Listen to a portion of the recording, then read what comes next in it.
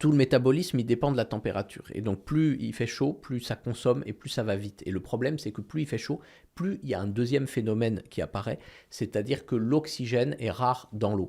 L'oxygène, sa solubilité dans l'eau, elle dépend de la température.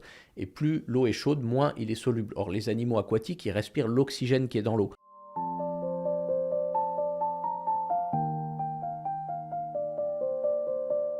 C'est particulièrement intéressant de poser la question à un biophysicien, c'est le rôle du changement climatique sur les rivières, parce que l'incidence, elle n'est pas évidente.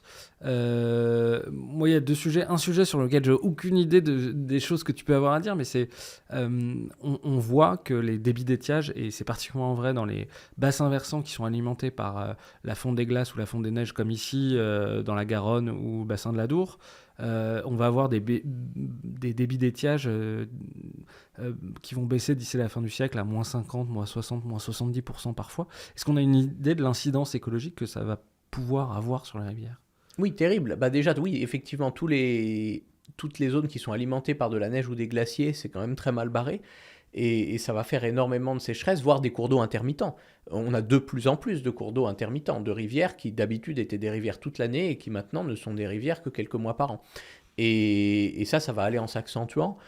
Si on regarde la carte de répartition de la truite et la prévision pour 2050, elle va perdre la majeure partie de son habitat en fait. Et à part des zones très particulières comme les résurgences, où là on a tout un bassin versant qui ressort à un endroit et ça fait de l'eau qui reste froide. C'est quoi une résurgence ? Donc c'est en gros de l'eau qui sort du sol, quoi, une sorte de source, mais qui sort, qui jaillit directement d'une nappe souterraine, hein, et donc qui sort froide. Et ça permettra à certaines rivières à truites de subsister au sud de la Loire. Mais sinon, en gros, toute la partie sud de la France, c'est très très mal barré parce que tout ce qui est glacier et fonte des neiges, ça va devenir de plus en plus rare. Après, en plus de ça, il y a le côté température. Il y a non seulement le débit qui va baisser et devenir parfois insoutenable pour la plupart des espèces, mais il faut aussi se rappeler que c'est beaucoup des espèces à sang froid qui vivent dans l'eau, hein, ce qui ne veut pas dire qu'elles sont froides à l'intérieur, mais qu'elles sont à la température de leur milieu. Et ça fait que le métabolisme, hein, donc la vitesse à laquelle leur organisme y fonctionne, l'énergie qui va produire et dépenser, est directement reliée à la température. Et plus il fait chaud, plus ça va vite. Vous prenez un poisson comme le black bass, ce poisson, il va digérer... il va grandir 2 fois plus vite quand on passe de 20 à 23 degrés, par exemple. Ou il va digérer plus de 10 fois plus vite. Hein. Ça va lui mettre une journée à digérer une proie en été et ça lui mettra 10 jours en hiver, quoi. Donc, tout le métabolisme, il dépend de la température. Et donc, plus il fait chaud, plus ça consomme et plus ça va vite. Et le problème, c'est que plus il fait chaud, plus il y a un deuxième phénomène qui apparaît, c'est-à-dire que l'oxygène est rare dans l'eau. L'oxygène, sa solubilité dans l'eau, elle dépend de la température. Et plus l'eau est chaude, moins il est soluble. Or, les animaux aquatiques, ils respirent l'oxygène qui est dans l'eau. Ça, tu peux expliquer, tu parles du turnover, moi c'est quelque chose que j'ai vraiment découvert en te lisant. Qu'est-ce que c'est que ce phénomène-là ? Alors ça c'est encore autre chose, le turnover. Le coût de l'oxygène, c'est le phénomène tout simple qu'on voit. Tu prends une casserole d'eau, tu la mets à chauffer, tu vois des petites bulles qui arrivent au fond. Ça, avant que l'eau s'évapore, hein, je veux dire, juste tu chauffes un peu. Et en fait, c'est tout l'air, l'oxygène et l'azote qui étaient contenus dans l'eau qui s'en va de l'eau parce qu'il est moins soluble. Et donc ça veut dire que si tu es dans l'eau et que tu respires de l'oxygène dans l'eau, comme tous les poissons, si tu chauffes l'eau, au bout d'un moment, il n'y a plus assez d'oxygène pour respirer. Donc à la fois, le poisson, quand l'eau est chaude, il a besoin de plus d'oxygène parce que son métabolisme va plus vite et il en a moins. Donc, et je dis poisson, mais c'est vrai pour les insectes, c'est vrai pour les invertébrés. On dit tout le temps poisson depuis tout à l'heure, mais le gros de la vie des rivières, c'est plein d'autres bestioles, hein, mais qui fonctionnent de la même manière. Donc ça, c'est un premier problème. Alors ouais, juste là-dessus, moi, oui. je fais le lien avec une étude qui a été faite par, je ne sais plus si c'est l'Ifremer ou je crois que c'est l'Ifremer, qui montrait que les sardines en Méditerranée, en quelques années, avaient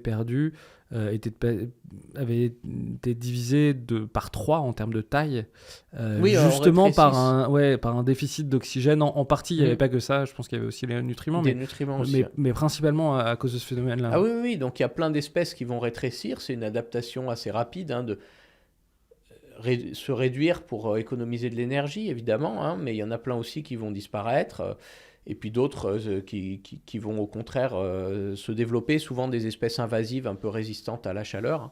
Mais Alors, donc ça, c'est un premier phénomène. Après, il y a d'autres phénomènes très dépendants de la température dans les milieux aquatiques. Et donc, le turnover que tu citais, ça, c'est l'idée que dans la plupart des lacs ou des étangs, tu as une couche d'eau froide au fond. Parce que l'eau, elle a une particularité physique, elle a plein de particularités physiques très bizarres. Par exemple, la glace qui flotte. La plupart des matériaux, le solide, il est plus dense que le liquide, donc il coule. Ben là, la glace, elle flotte. Et ça protège l'eau en hiver de la chute des températures. Donc parce que sinon, dès qu'il gèle, toute l'eau gèlerait en bloc. Heureusement, comme la glace, elle flotte, elle isole et elle protège. Donc c'est le genre de phénomène très particulier. Et il y en a un autre qui est encore plus bizarre, c'est que l'eau la plus dense, c'est l'eau qui est à 4 degrés. Alors, on va savoir pourquoi, c'est un mystère, enfin c'est comme ça. Et donc de l'eau qui est plus froide ou plus chaude qu'à 4 degrés va flotter par-dessus l'eau qui est à 4 degrés.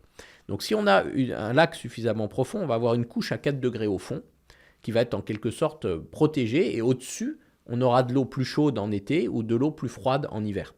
Et beaucoup de lacs fonctionnent comme ça, en fait, avec ce qu'on appelle comme ça de la stratification. Hein. Donc on a des eaux à plus ou moins de 4 degrés au-dessus, et puis cette couche de protection à 4 degrés au fond.